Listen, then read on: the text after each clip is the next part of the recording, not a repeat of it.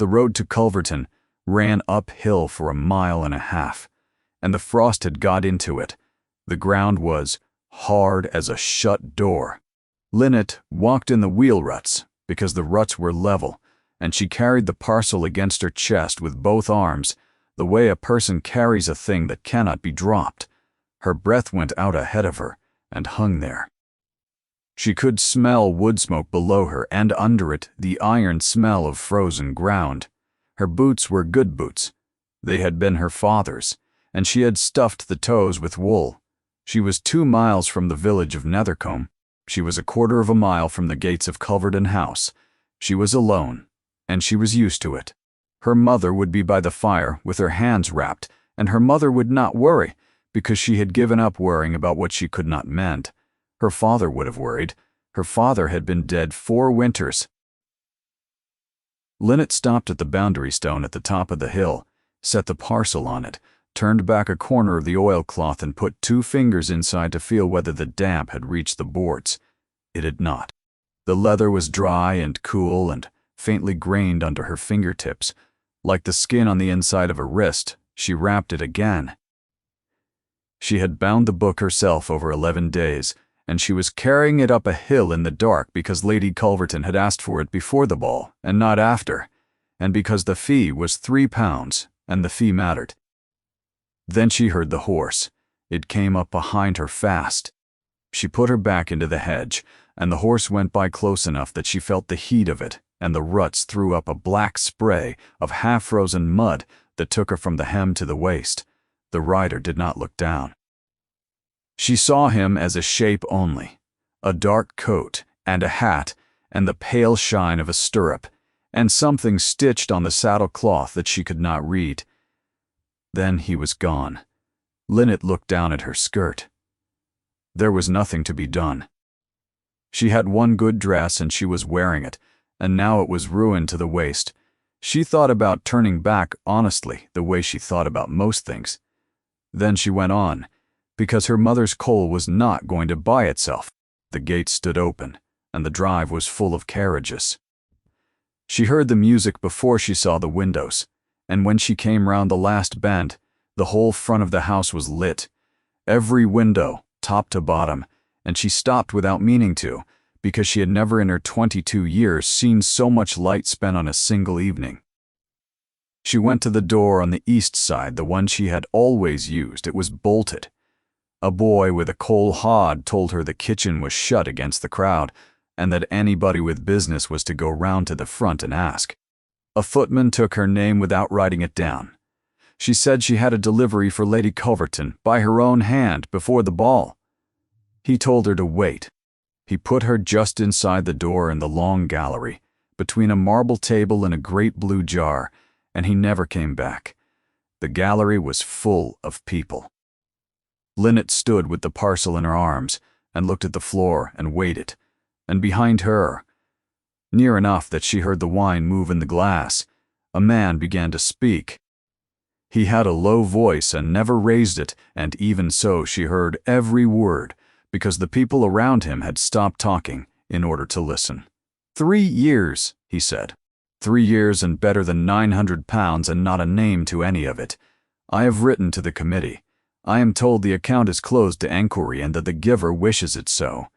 He paused. I do not accept that. Your Grace, said a woman's voice, and it was amused. You cannot compel a person to be thanked. I can try, Lady Culverton. You may try. You will fail, and you will spoil a very good ball. Then I shall spoil it. That hospital was a fever ward with 8 cots in it. It has 40 beds now because of that money. 40. I have counted them. His voice went quieter and somehow harder with it. Somebody in this county has done more good in 3 years than my family has done in 100, and they have done it without once putting their name where it could be seen, and I find I cannot let it stand. I want to know who it is. I want to take their hand. I want them at my table. How very like you, the woman said, to wish to repay a kindness by making it public. There was a small laugh, and it went round the group and settled. Lynette stood between the marble table and the blue jar with the oilcloth cold against her wrist, and she did not breathe very much. She had known there would be talk of it tonight. She had not known he would be here. She had assumed he would send his steward. She looked at the door. It was 11 steps. There were perhaps 40 people standing between her and it, so she stayed where she was and looked at the floor and made herself small in the way she had taught herself to be small. It did not work. A woman in green looked at her hem and looked away too quickly, and the looking away was noticed, and a man turned to see what had been looked away from, and then he turned. The first thing was his height.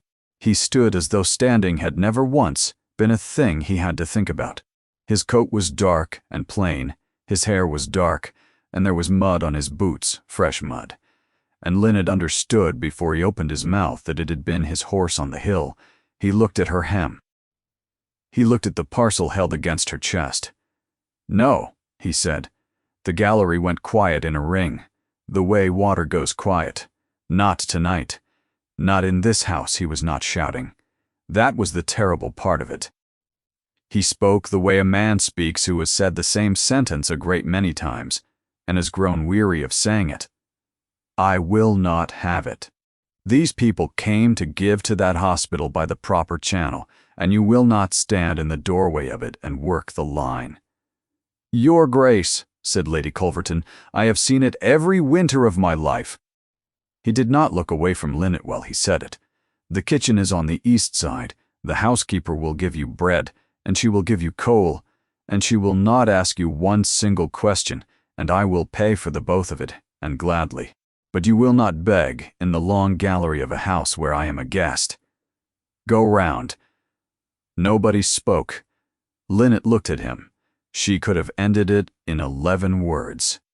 She had known those 11 words for 3 years, the way a person knows where the loose stone is in their own yard.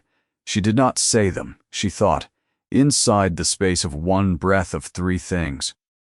She thought of her father in the overflow tent at Carden, with the canvas dripping onto him, and of what she had sworn to herself in the mud outside it, which was that any money she ever came by would go where he had died, and would go nameless because a name beside it would make it a thing she had bought and not a thing she had given.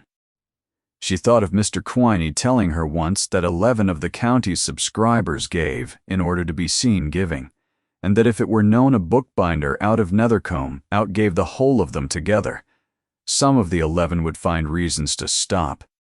And she thought of the 40 beds. 40 beds against her own ham, in front of 200 people. It was not a hard sum. I am not begging, Your Grace. Her own voice surprised her. It came out level. I have brought a book.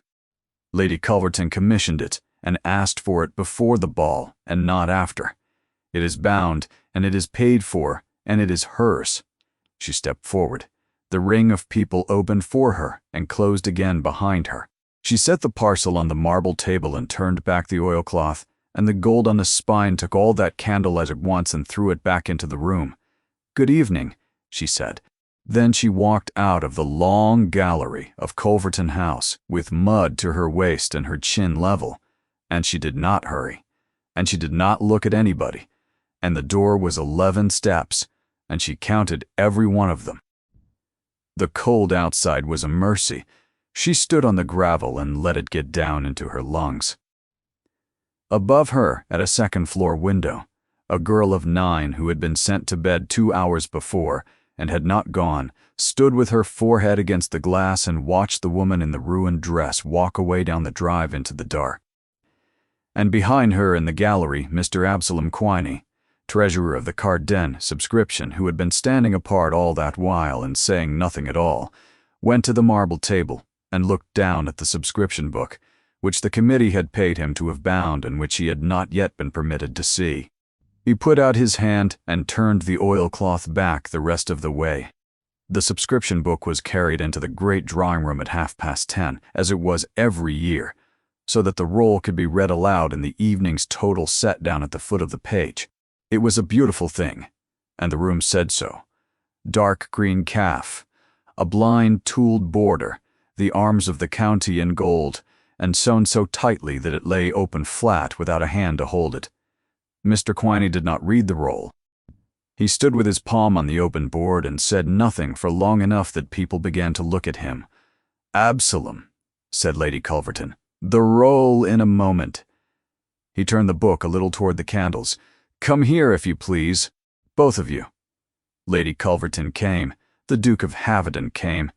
"You asked me tonight who it is." "I did.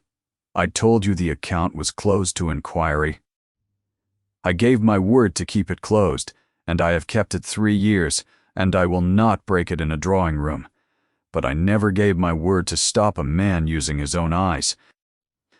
There, in the bottom corner of the front pastadown, small, blind stamped, pressed into the paper so that it showed only when the page was turned to the light, was a device the size of a thumbnail. A bird on a hawthorn branch. Neither of them said anything. "It is on every receipt," Quiney said. £940 in 3 years. Everyone signed with that and nothing else. I have looked at that bird until I could draw it in the dark. It is a linnet. A binder sets his mark where a binder always sets it, in the corner, on the inside. He raised his eyes. "I never knew until tonight that the mark and the binder were one hand. I had never been shown a binding of hers before it was finished." The Duke of Havenden stood very still. He had spent his life being told that he was clever. He watched all of it arrive in him at once, and there was nowhere in him to set it down. "Her name," he said. "You did not ask her name." Quiney closed the book. "You told her to go round to the kitchen door." The Duke turned and went out through the long gallery and onto the gravel, and he stood in the cold in his evening coat, with 200 candles burning behind him, and he looked down the drive. The drive was empty. The road beyond it was dark for 2 miles in every direction. She walked the 2 miles home. The cold had got harder.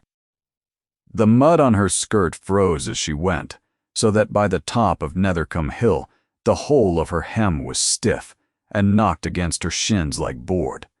She stopped at the boundary stone. Behind her, down the slope, Culverton House was still lit, every window of it. A low yellow smudge against the dark. Ahead of her there was one light in the whole village, and it was not hers. It was the lamp the carter left burning in the front room, which was his. Now she did not cry. She had £3 to collect in the morning, and she was thinking about how to ask for it. Her mother was asleep. Dest. Linnet went through to the workshop and sat down on the stool without lighting a candle, because candles were threepence and her eyes were used to the dark. Her father had been a bookbinder in Nethercombe for 29 years. He had bound for the parish and for the shelves at Havenden Court, and he had been good, and everybody said so, and being good and being paid had turned out to be 2 different questions all his life. In the winter of the fever, he did one other thing. He wrote out a petition in his best hand, the hand he kept for title pages, and he got 22 signatures onto it, and it asked the Duke of Havenden for the use of the empty tithe barn at Carden, and for £40 toward cots, because the fever ward had 8 beds in it, and there were 19 sick in the village. He walked to Havenden Court and gave it in at the door. He was told it would be looked at. It came back 9 days later. Somebody had written 1 line across the foot of it in a clerk's hand, and the line said that the matter was not one for the estate. 11 days after that, her father was lying in the overflow tent at Carden, on a straw pallet under wet canvas, with the rain coming through onto his face, because there was nowhere else to put him. Linnet was 18. She stood outside that tent in the mud for most of a night, and she made herself a promise. It was that, if ever she had money, she would put it into that ward, and she would never let her name go anywhere near it, because a name beside a gift turns the gift into a purchase, and she had watched what her father's name had bought him, which was 1 line in a clerk's hand. The debts came after. Her father had bound on credit for years, and being owed is not the same as being paid, and when he died, the people who owed him went quiet, and the people he owed did not. 2 years ago, a man came down from London. His name was Mr. Ivo Prendle, and he was civil, and he was not a villain. He had seen a book of her father's, and then one of hers, and he made her an offer, and it was a good offer, he would buy the bindery entire. The standing press, the plow, the finishing irons, her father's cut brass, and the name over the door. He would clear every debt. He would settle £30 a year on her mother for life. And he would take Lynette to London and pay her better than any woman in the trade was paid. Every book she bound would go out with his ticket in it, and not hers. She said no. She said it once, and she said it quietly. And she said that a name was not a thing a person sold, and that a binder who let another man's ticket into her own work had stopped being a binder and had become a pair of hands. Her mother wept for 3 days. The village said she was proud, and some say it still. They sold the press, and they sold the horse, and they let the front room to a carter, and the debt stayed exactly where they were. And then Lynette worked. She took the parish registers, and the county ledgers and the attorney's rolls, the dull, heavy work that nobody wants. And she sat at that bench 18 hours in a day by one candle, and she did not buy a dress, and she mended her boots 4 times. £940 in 3 years, every shilling of it went to Carden. So when the Duke of Havden looked at her hem in a lit room and took her for a beggar, he was not, in the plain arithmetic of it, entirely wrong. She was as near to poor as a woman with a trade and a roof over it can get. She had made herself poor on purpose, and the silence was the whole point of it. She had 11 words for him. "My father died in your brother's tent. I gave the money." She had never said them out loud to anybody, and she was not going to hand them to 200 people in a lit room. She slept 3 hours in the chair, with her boots on. Then, at first light, she heard wheels on the frozen lane.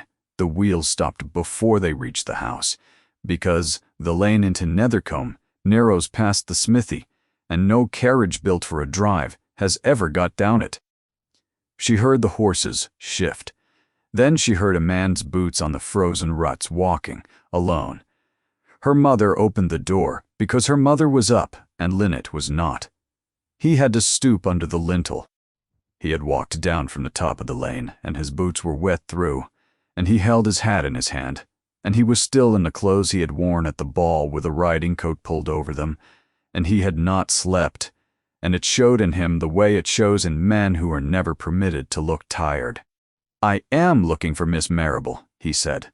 Her mother, who had not the least notion who he was, said that Lynette was in the workshop and he was welcome to come through, and that she was sorry the fire was not lit yet. He came through.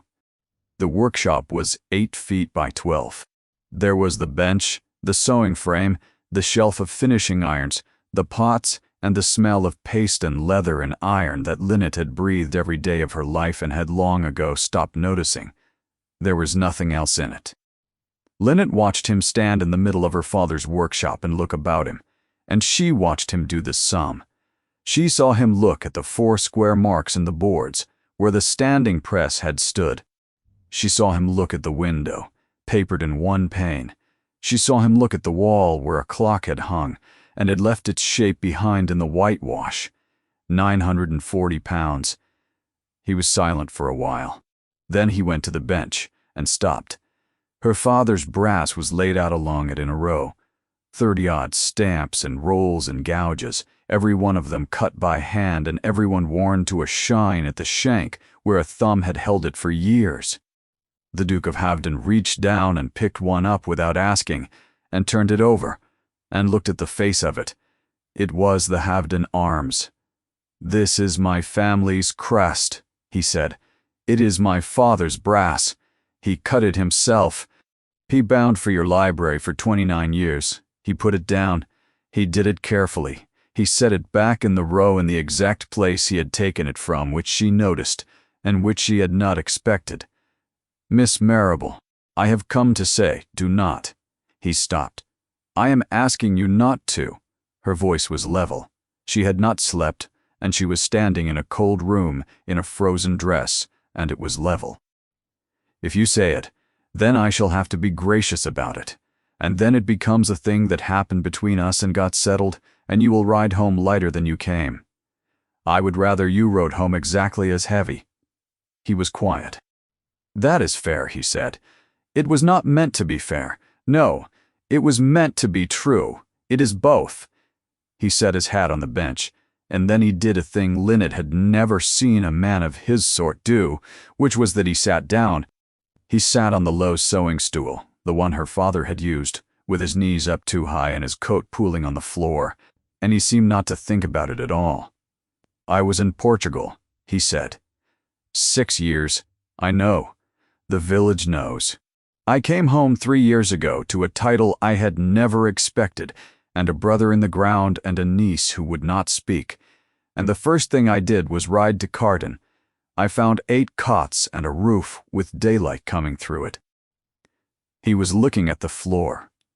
There was a minute book. There is always a minute book.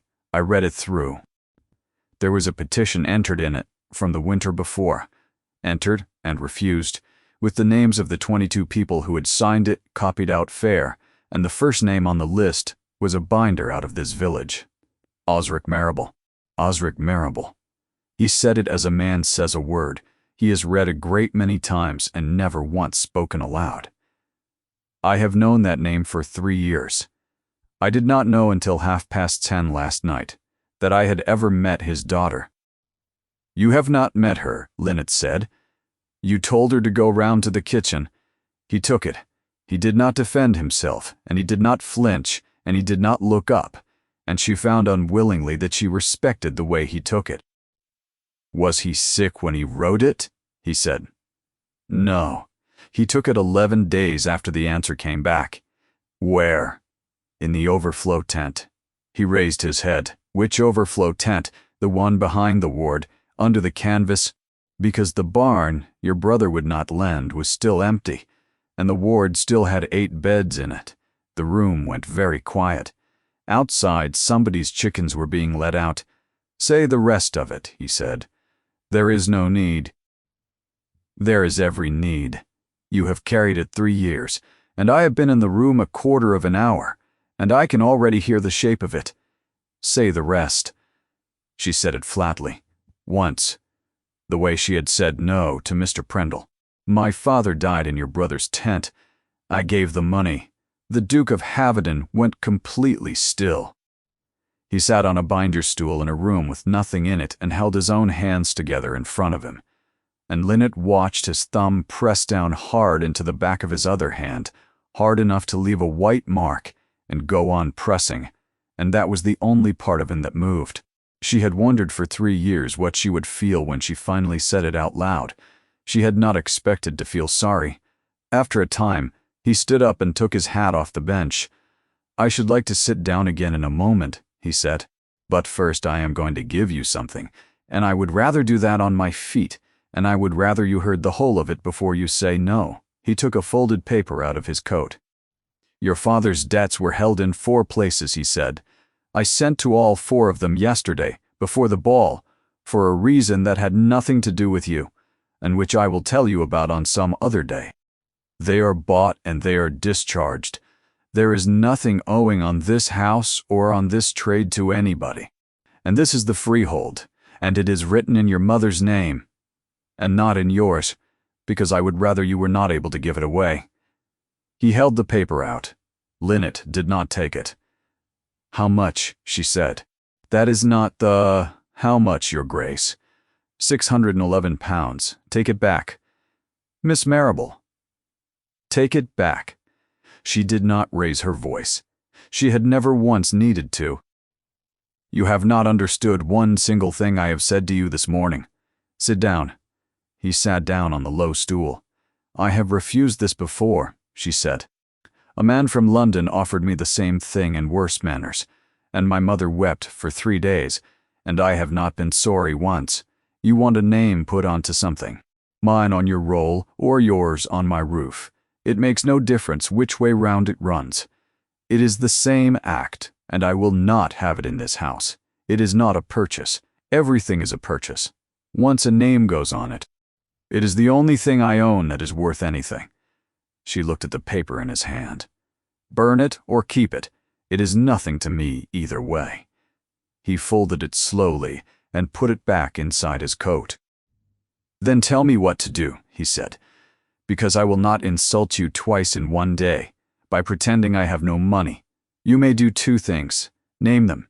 You will never say my name in connection with that hospital.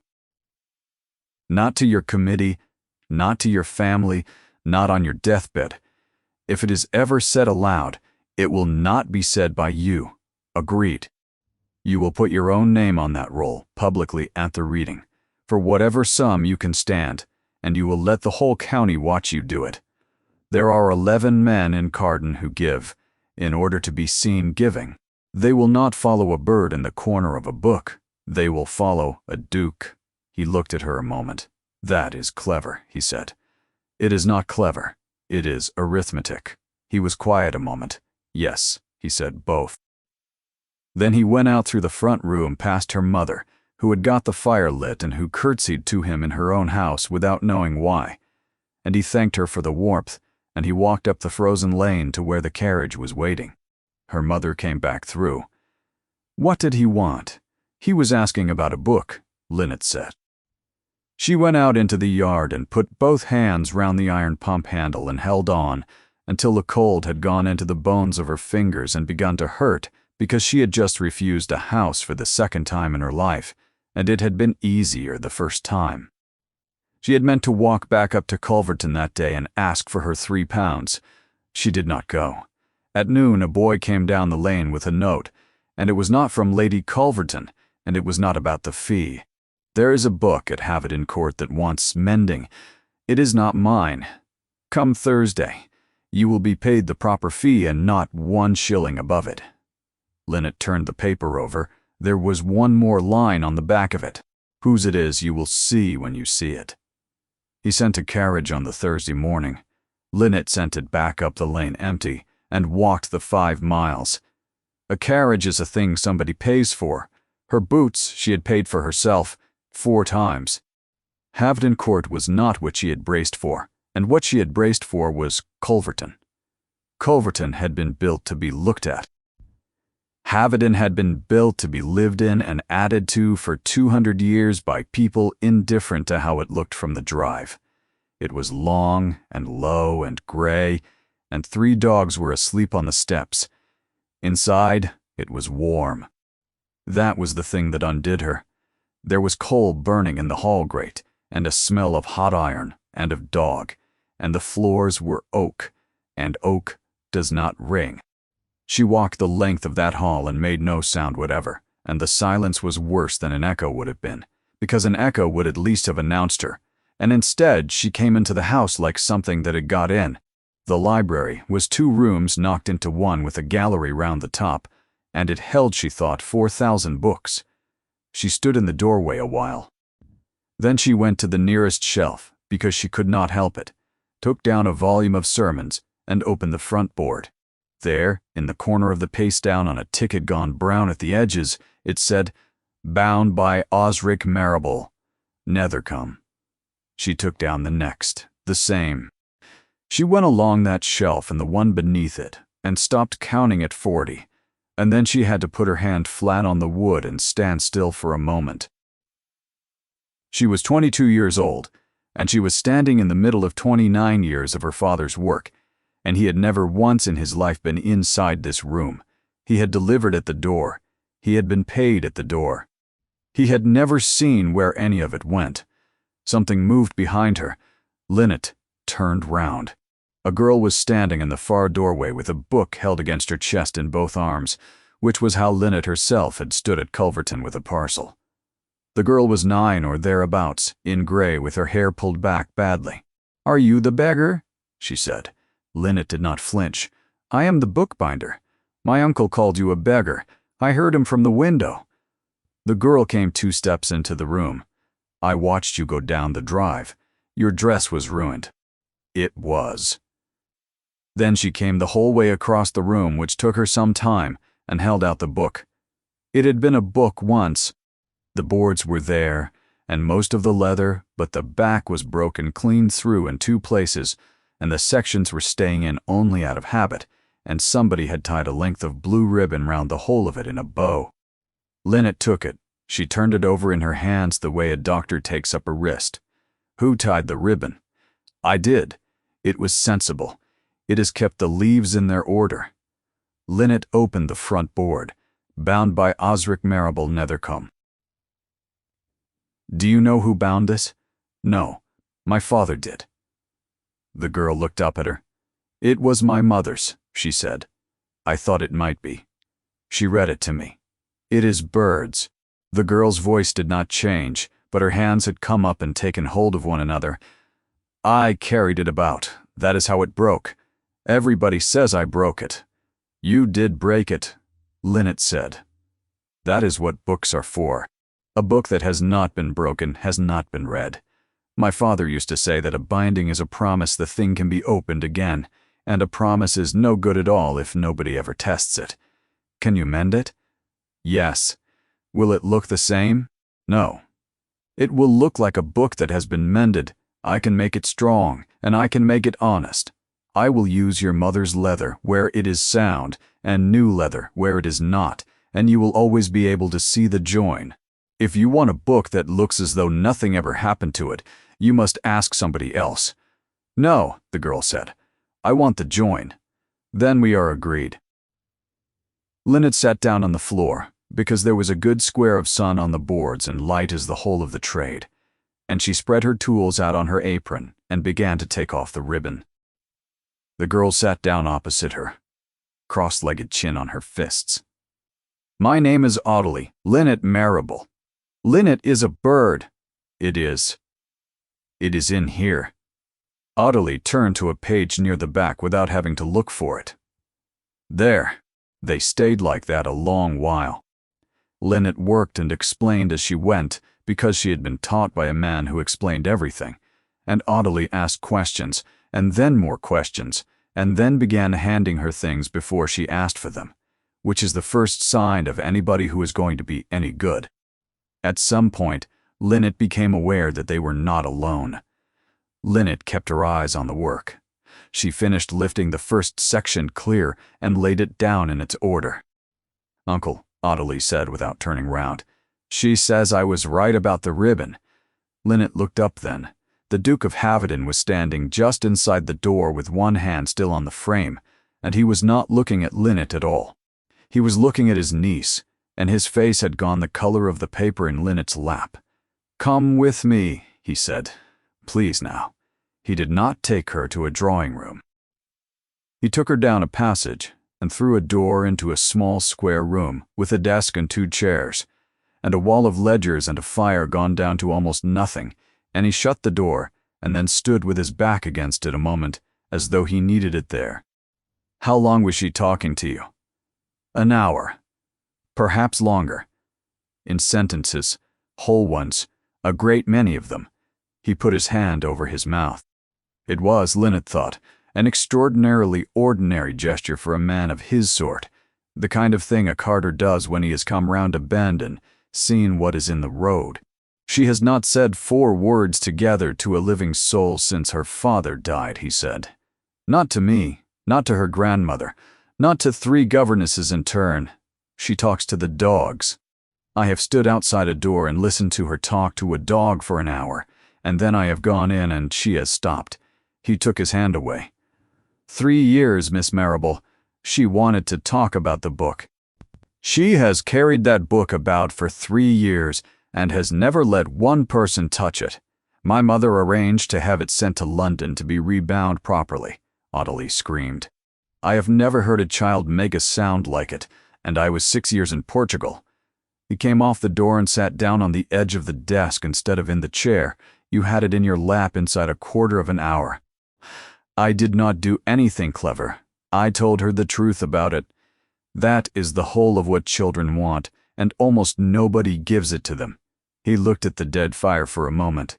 I am going to say some things to you now, he said, and I would be glad if you let me finish this time, because they are not an apology. You have forbidden me the apology, and I have kept to it. Then say them.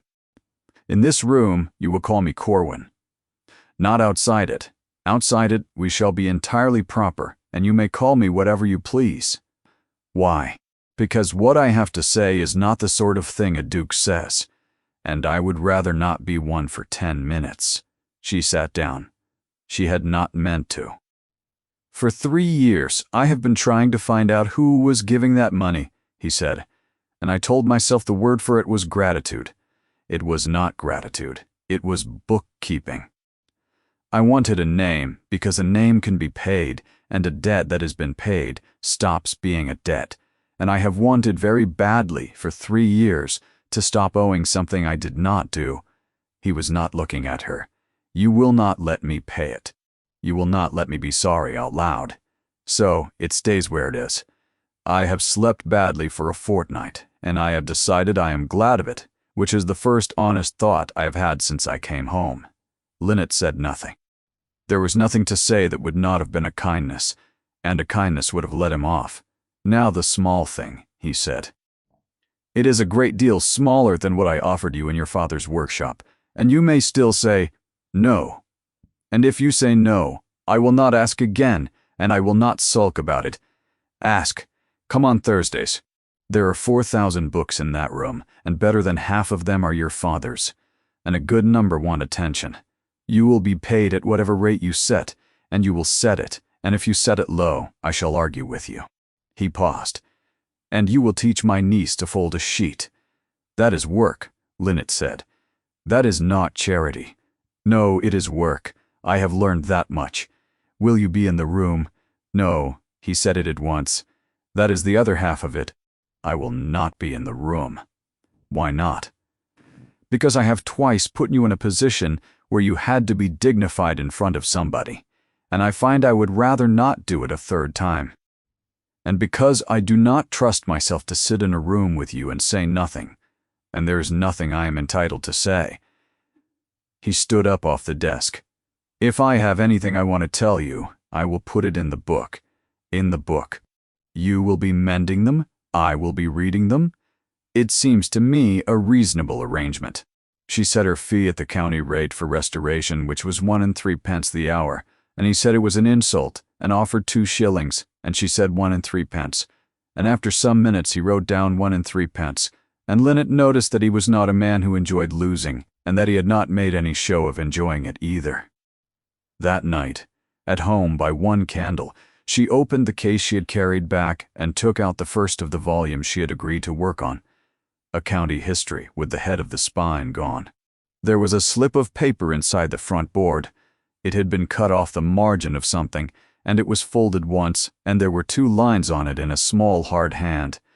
"The dog on the library steps is called Nettle. He is not mine. Nobody has ever discovered whose he is." Lynette sat and looked at it for a while. Then she got up and went to find a pencil. There were 19 Thursdays between the frost and the middle of June, and she missed none of them. The work went as work goes. She took the shelves in order and skipped none of the dull ones, and she carried 2 volumes home each week and brought 2 back, and she built a nipping press out of the frame of the old one and 2 lengths of ash that the estate carpenter cut for her and would not be paid for. Ottilie learned to fold a sheet in the first week and to fold it properly in the 4th. By the middle of April, she had begun a ledger of her own at the front of the estate book, in her father's hand as near as she could manage it, so that whoever came after her would know what had been touched and what had not. Ottilie could sew on tapes by then without being watched. By May, she had opinions, and by the end of May she had opinions she would defend, which Lynette told her was the point at which a person stops being taught and starts being argued with. The slips came every week without fail. She wrote back on the same paper when there was room and on the back of it when there was not, and she left it in the book she returned, and she never once saw him do it, and he never once saw her. She answered the first one about the dog before she had taken her boots off. "My mother says a dog that chooses a house has better judgment than the people in it." She would not have a dog herself. She said she had enough mouths to feed. "What is a plow?" "I have looked in 3 books, and they all assume I know. It is a cutting machine for the edges of the leaves. It is called a plow because it looks like one, and because binders name their tools after farm things. There is also a bone folder, a backing hammer, and a thing called a lying press, which does not lie about anything. My steward informs me that you have refused the carriage 19 times, and that he finds it insulting. I find it consistent. It is 5 miles, and I have walked it since I was 7. Send it in November, and I may weaken. She told me at dinner that a book which has not been broken has not been read. She said it as though she had thought of it herself. I let her have it. She may have it. My father gave it to me the same way, and did not tell me for years. I have been in this house 6 months longer than I have been anywhere since I was 20. I do not know what to do with the winter. Neither does anybody. That is what winter is for. In the 11th week, the slip said only, I dreamt about the tent last night, which was unfair of me to write down, and I am going to leave it in anyway, because I have decided not to tidy myself up for you.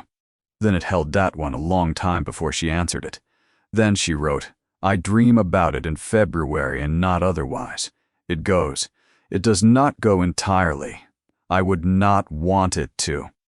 In the 14th week, he asked her a real question, and she did not answer it.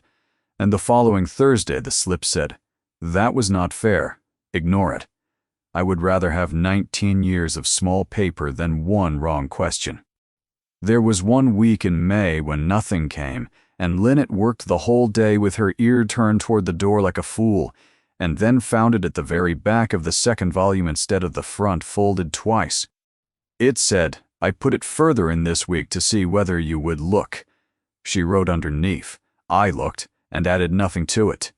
And she thought about that one line for most of the 5 miles home. She counted the weeks after that. She knew she was counting. She would not say the word for it, not even in her own head, because the word had a shape, and the shape did not fit anything that could actually happen. 3 times that spring they were in the same room. The first was in March, when she was working late and the light went without her noticing, and the door opened and he came in and set a lit candle on the bench beside her hand and went out again and said nothing at all. The second was in April, when she came round a corner of the gallery with an armful of boards, and he was on the stair, and he stood aside and put his boot against the door to hold it, and she went through, and neither of them spoke, and she was aware for a full minute afterwards, which was a great deal further than most people stand. The third was in June. She was on the floor in the sun with the bird book finally done, the join showing along the spine exactly as promised, and Ottilie was holding it and turning it over and not saying anything at all, and Lynette looked up and he was in the doorway again. He did not come in. He looked at the book in his niece's hands, and then he looked at Lynette, and he said, thank you, which was 2 words she had never given him permission for, and he went away before she could take them back. Her wages came to £11 and some shillings by the middle of June. She bought her mother a chair with a back that went the whole way up, and she paid off the carter and got the front room back, and she put the rest in a tin.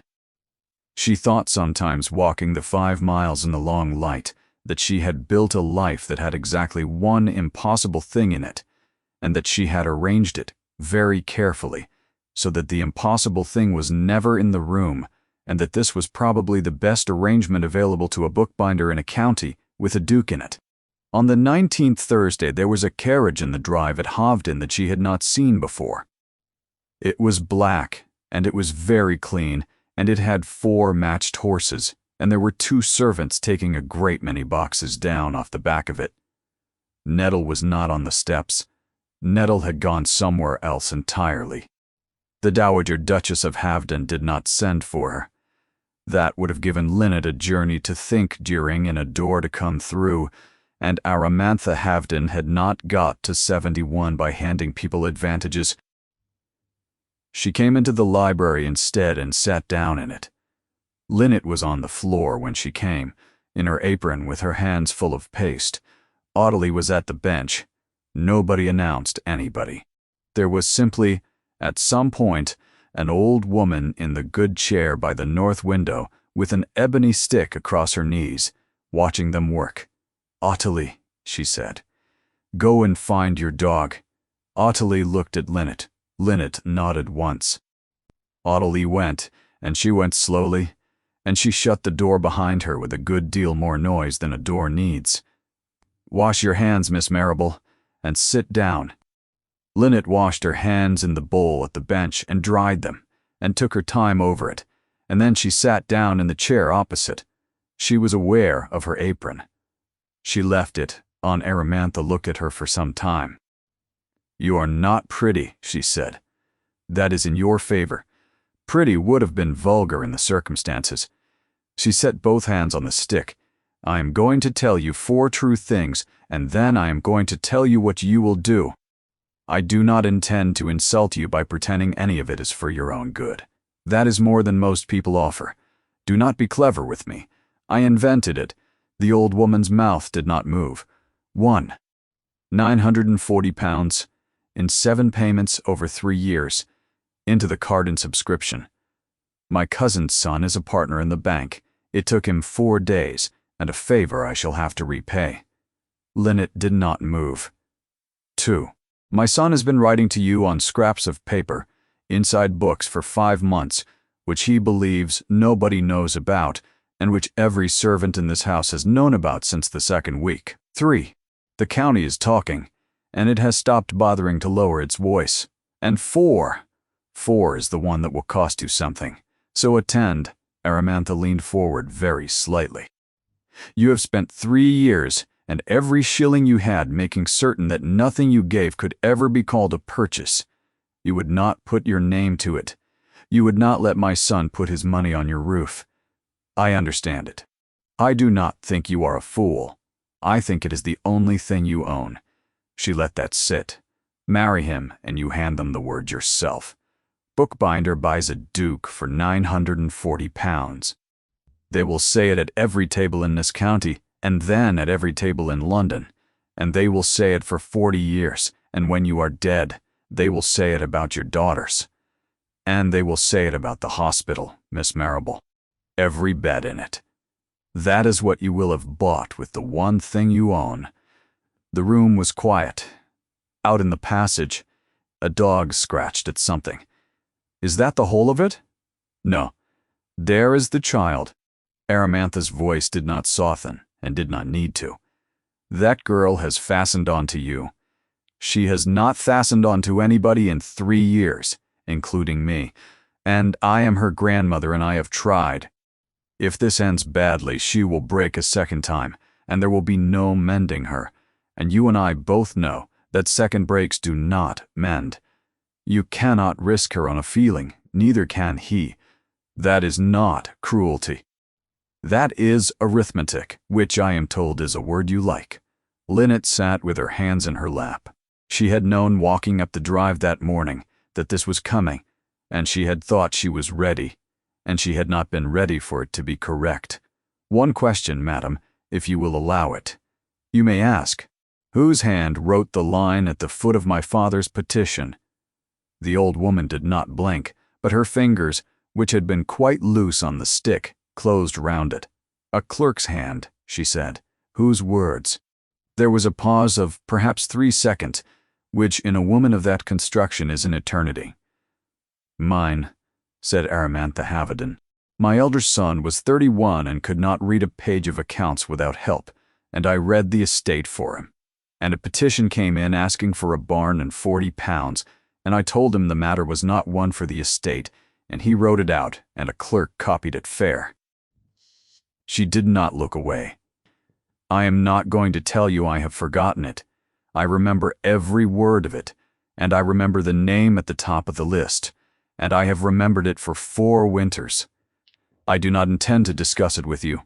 I did not ask you to discuss it. Then what did you ask me for?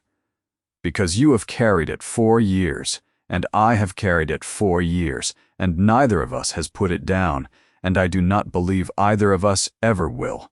"No," said Aramantha Havenden, "we will not."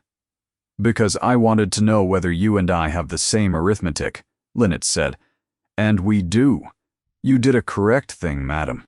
You did an entirely correct, defensible, sensible thing, and there was nothing in it that a reasonable person could have argued with, and my father died of it in a tent." She stood up. "You have just done another one. It is just as correct. I am not going to be governed by your correctness twice. Sit down, Miss Marrable." No, I did not ask. You did not, Lynette said, and I have still said no.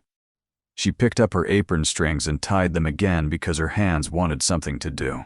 Then she went to the bench and put her tools in the case one at a time, in their order, because her father had taught her that you do not leave a bench in a mess to make a point.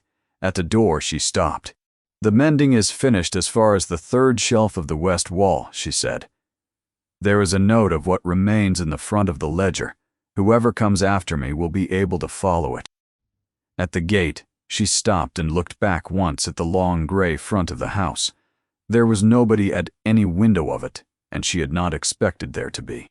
Then she walked out through that silent oak hall and down the drive and 5 miles home, and her legs shook the whole way, and there was nobody on the road to see it. On the Sunday, at Carden, the vicar read out the list of the year's subscribers from the pulpit, as he did every summer. At the end of it he added that the committee wished to record its particular thanks to Miss Lynette Marrable of Nethercombe. He said it warmly.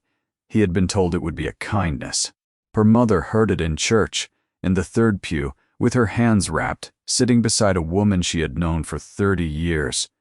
She did not say anything on the walk home. She did not say anything while she took her bonnet off.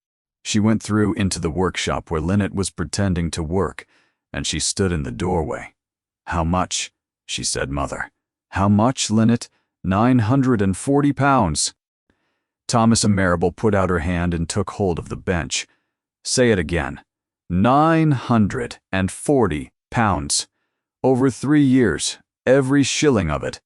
Her mother sat down on the low stool, the sewing stool, and for a while she said nothing at all, and Lynette stood and let her not speak, because there was nothing else to be done and no version of this that could be made smaller. "I sold the press," her mother said. "I know. I sold your father's press to a man in True for £11, and I cried about it in this room, and you were standing where you are standing now. I know. I have had these hands for 6 years. She held them up wrapped, the fingers gone the wrong way. "There is a woman in Carden who does something with hot wax and paraffin for 3 shillings a week. 3 shillings. I have never once asked you for it because I have believed for 4 years that we did not have it." Her voice did not rise. "That was the worst of it. We did have it. Yes, you let me think we were poor. We were poor. We were poor because you made us poor," her mother said. "And you did not ask me. And I am your mother, and it was my house and my hands, and you did not ask me." Lynette did not defend herself.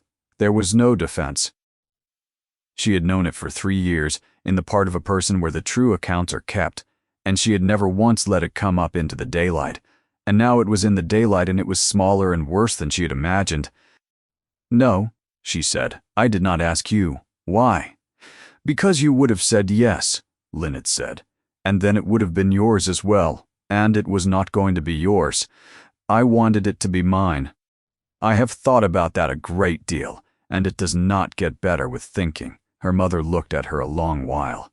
Then she got up and went out, and went up the stairs, and Lynette heard the door. She came down in the morning at the usual hour and put the kettle on the hook as though nothing had occurred, and then she said with her back turned, "Your father did the same thing to me for 30 years. Lynette stood quite still. "Not with money. He never had any. With everything else.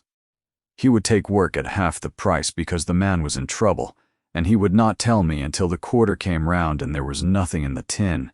And he did it because he was good, and I was angry at him about it for 30 years, and I never said so out loud once, and then he died in a tent." Her mother turned round. "So I am saying it to you instead, and now I have said it, and it is said. Sit down and eat something. You look terrible, Mother, and then you will tell me the rest of it, about the Duke. I am old, and my hands hurt, and I am not stupid, and a man does not buy a bindery's debts for £600 over a book." They were still at the table when the boy came from Carden with the note. It was from Mr. Quiney, and it was 4 lines long. 11 subscribers had written to withdraw. The roll for the year stood 412 pounds short. He did not say why, because he did not have to, and he did not ask her for anything, because he knew better. Lynette read it twice and set it down beside her cup. He had told her so himself, in a cold office 2 years before, and she had not forgotten one word of it, and now, here it was in his own hand, come back to them both. They will not follow a bird in the corner of a book. She did not go back on the Thursday. She sent no word because a letter would have been a request, and she had nothing to request. She simply did not walk the 5 miles, and at 4 in the afternoon, she found she had stopped being able to hear anything except the clock she no longer owned.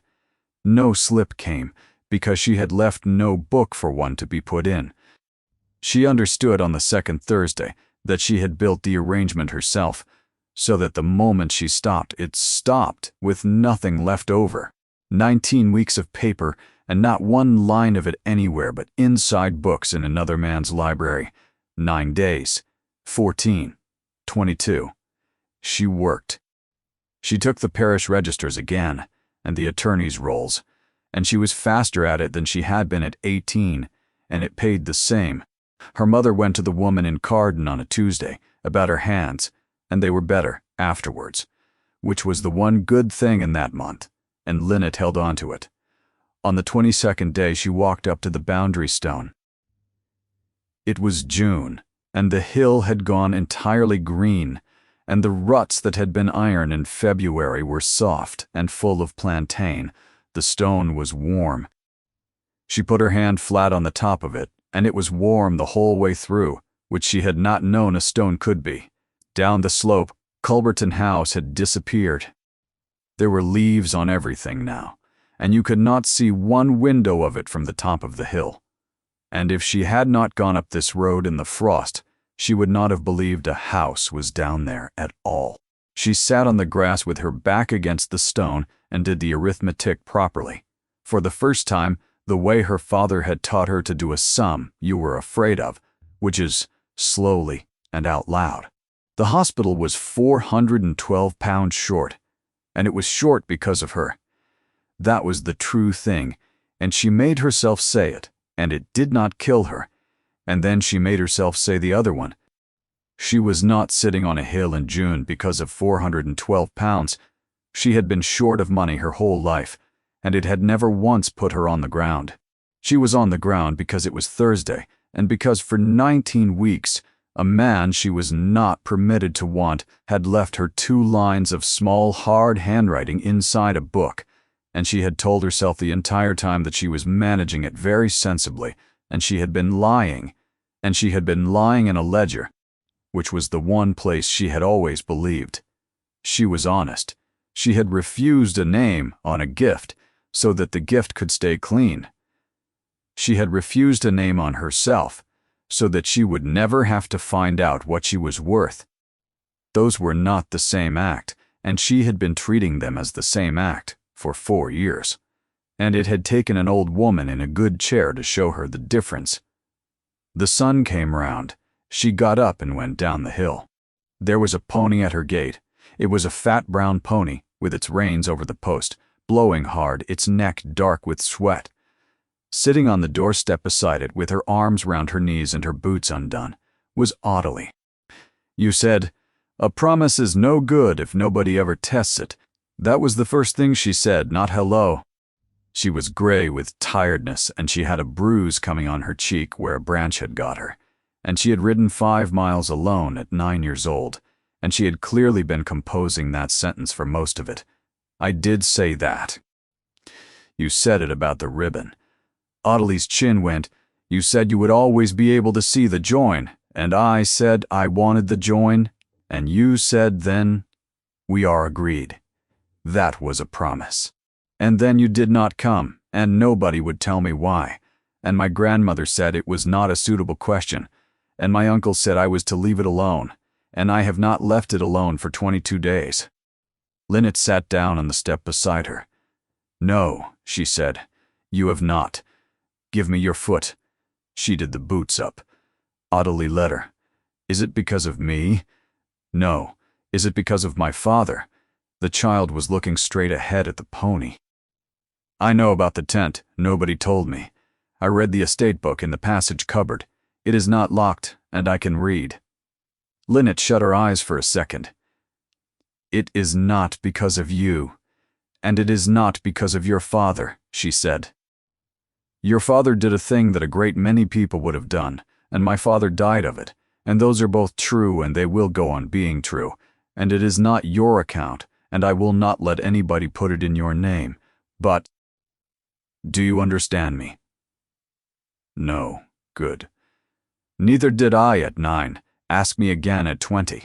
Then there were hooves on the lane, and they were coming fast, and they came right down past the smithy, where no sensible rider takes a horse, and he was off it before it had properly stopped.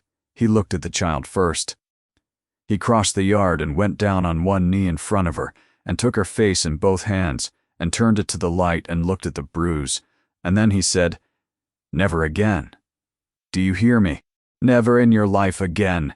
And his voice came apart in the middle of it, and Audalie said, "I know," and put her arms round his neck, and he stayed like that a moment with his eyes shut. Then he stood up. He had ridden without a hat. His coat was buttoned wrong. There was a day's beard on him, and mud to the knee and a rip in one sleeve, and he was, Lynette thought, entirely unrecognizable as the man who had stood in a lit gallery in February, and told a woman with a bundle to go round to the kitchen. He said nothing. He put his hand inside his coat and took out a slip of paper, folded once, cut off the margin of something, and he held it out to her. Lynette looked at it. "No," she said. He did not move. "Say it. I gave you my word." His voice was low and it was not steady. "I told you in a room in this county that if I had anything to say to you I would put it in the book. I have kept to that for 19 weeks. I am not going to be the sort of man who keeps his word to a woman until the day it becomes inconvenient to him. Then I release you. You cannot. It was not a promise to you. It was a promise about myself, and those are the only ones that count." "Then I am not releasing you," Lynette said. "I am telling you that I would rather hear it than read it. That is not a release. That is a request. You may refuse it." He stood there in her yard with his coat buttoned wrong. "The roll is not short," he said, "that first. It is over by 600 pounds. I put my own name on it for the whole of the shortfall, and a good deal more at the reading, in front of the county, exactly as you told me to do in your father's workshop, and 4 of the 11 came back within the week because they could not bear to be seen not to." Your arithmetic was sound. He drew breath. "I did not say your name. I have never said it. My mother said it, and she said it because she believed she was saving all 3 of us, and I have not spoken to her since Monday, and I do not know when I shall. That is a bad thing. It is a true one. She may be right about the county. She is not right about you, and she is not right about the child, and she was not right in the winter of the fever, and she has been carrying that for 4 years, and I would rather she carried it than that she never noticed it." Lynette found she could not look at him, and looked at the pony instead. "I have been on that hill all afternoon," she said, doing a sum. "I told you in my father's workshop that a name on a gift turns it into a purchase, and I still think that is true, and I am going to go on thinking it. But I have been using it for something else as well. I have been using it so that nobody could ever put a price on me either, and I called that principle, and it was not. It was hiding. A binding is a promise that the thing can be opened again. I have spent 4 years making myself into a book that nobody was permitted to open, and I was proud of it, and it took your mother in a good chair, and your niece on a stolen pony to say it out loud in front of me." He was very still. "May I say it now?" he said. "Yes. Not because you gave 940 pounds, not because your father's name is in 4,000 of my books, not because my brother refused a barn, and not because my mother wrote the words, and not because I am in debt to you, because you have made it perfectly clear that I am not permitted to be, and I have given that up." He was looking at her the way he had looked at the brass on her bench, as if putting a thing back exactly where it came from mattered. Because I have written you 19 slips of paper and you have written back on the same paper every time, and the folds have gone soft on the ones I keep, and there is a 20th in my hand which I have carried since the day you stopped coming and have had nowhere to put. I do not want to be a man who writes to you. Marry me. The pony pulled a mouthful of grass out of the verge. Lynette Marable stood in her own yard in her working dress and gave no answer for what felt to her a long time and was probably 4 seconds. Then she reached out and took his hand, which she had never done, and turned it palm up and looked at it. There was ink along the side of his forefinger, the way there always is on anybody who writes in pencil and then rubs it. Yes, she said. She closed his fingers over the 20th slip. And I am not going to read that one. You may keep it. I want to be told things. They were married in September in the small church at Nethercombe, which holds 90 at a squeeze and had 140 in it. Her mother wore new gloves and cried without any dignity at all and did not care. Audalie carried the ring on a folded square of green leather. She had paired herself badly and was extremely severe about it. Mr. Absalom Quiney gave the bride away, because when it was suggested to him, he had to go and stand outside for a minute. Nettle got into the church during the vows, sat down in the aisle, and stayed. The subscription closed that year at £2,100, more than double any year before it. 8 of the 11 came back. The ward had 60 beds by the spring and a proper roof, and the county has since decided that it thought of the whole thing first. Aramantha Hovenden came. She sat in the second pew in gray and did not weep and did not smile. Afterwards, at the house, she came and stood beside Lynette at the long window. Duchess, Madam, I said a number of things to you in that library. You did. I do not withdraw them. I was right about the county. They have said it in my hearing twice, and I expect they will go on. The stick moved a fraction on the boards. I was wrong about the child. She did not enlarge on it. Then or afterwards, and she remained, until the day she died, a cold woman who did not embrace people and could not be thanked. That first winter at a dinner in London, a man with a good name and a poor income made a remark about tradesmen's daughters that he intended to be heard, and was. Aramantha Hovenden put down her fork, said she found she had no appetite, rose in the middle of the second course, and left the house. At that table, it was a public burial. She gave no explanation. So everybody had to find the reason out for themselves, and the man was asked nowhere that winter. She never mentioned it to Lynette. There was one more thing, and she was the best part of a year learning it, and she had it from a stranger on a wet Tuesday in Carden.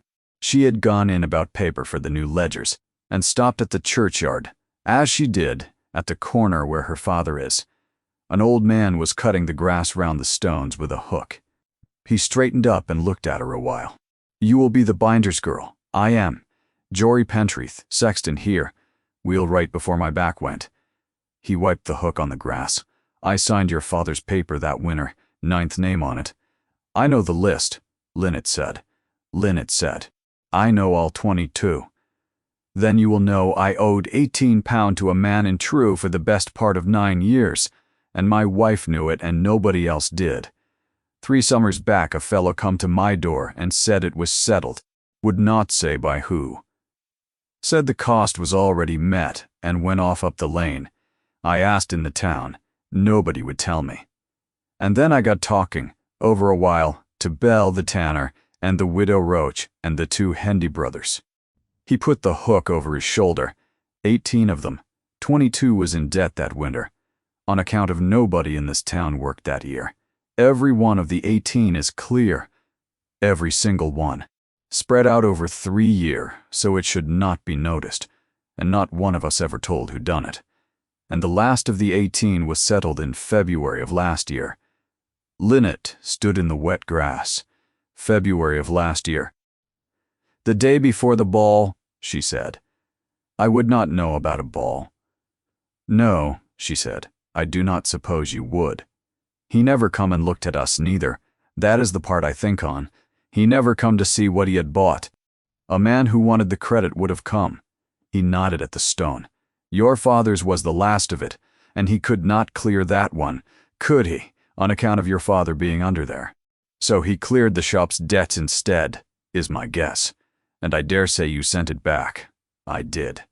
Well, the old man went back to the grass. You will want to know the sort of man you have married. There it is. Good day to you, Mrs. She said nothing about it that day, nor for some weeks after. She brought it up in December, in the small square room with the ledgers, with Audley asleep upstairs, and snow coming down flat and slow against the black glass. Corwin. There were 18 debts on that petition. He went on writing and did not raise his head. There were 22 names on it. 18 of them owed money. All 18 are clear. People pay their debts. It is quite common. Corwin. He put the pen down then, but he still did not look up, and Linnet watched the back of his hand and saw the thumb press once into it and stop. I read a book of minutes in a cold room 3 years before I ever met you, he said. And there was a list of 22 people in it who had asked my family for a barn, and my family had said no, and one of them was dead of it. I could not give them the barn back, so I found out what each of them owed, and I paid it, slowly, so it would not be traced, and I never went to look at any of them, because going to look would have made it about me. He turned the pen round on the desk. It was already about me, I know that. There is no arrangement of it that is not. But I did what I could to keep it down to the smallest amount of me possible. You did not tell me. You would have made me stop. I would have made you stop. Yes. He looked up at last. So, there we are. Linnet sat down on the arm of his chair, which is not a thing duchesses do, and laid her palm on the top of his head like a woman testing a child for fever. Thank you, she said. You are not obliged to thank me. It was not for you. It was 2 years before I knew you existed. I know. That is why I am doing it.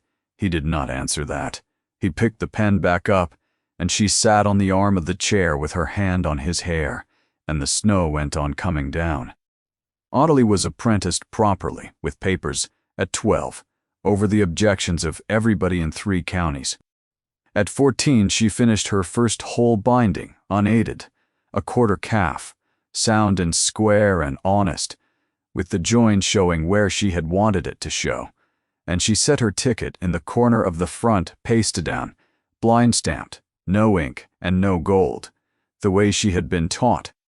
Bound by Audley Marable Havedon, Linnet sawed, and put the book back on the shelf, and did not say a word about it to anybody, then or later. The road up out of Nethercombe still runs 1.5 miles uphill, and it still goes to Iron in February, and Linnet walks it when she has been down to see her mother. She stops at the boundary stone at the top, she puts her hand on it. It takes the warmth out of her palm in winter, and gives it back in June, and she stands there a minute and thinks about a girl of 22 carrying a parcel in both arms up a frozen hill with 2 miles behind her. She had been right about the 11 words. She had been wrong about the silence. A binding is a promise that the thing can be opened again, and a promise is no good at all if nobody ever tests it. She had made that up to comfort a child with a broken book, and it had turned out to be the only sentence she had ever said in her life that was about herself. Then she comes down off the hill in the long light, and the lamps are lit down in the long gray house, and there is a dog that belongs to nobody asleep on the steps, and there is a man standing at the open gate with ink on the side of his finger. Ah, not because a gate is where a man is supposed to wait, because he heard the latch, and he wanted to be the one who opened it.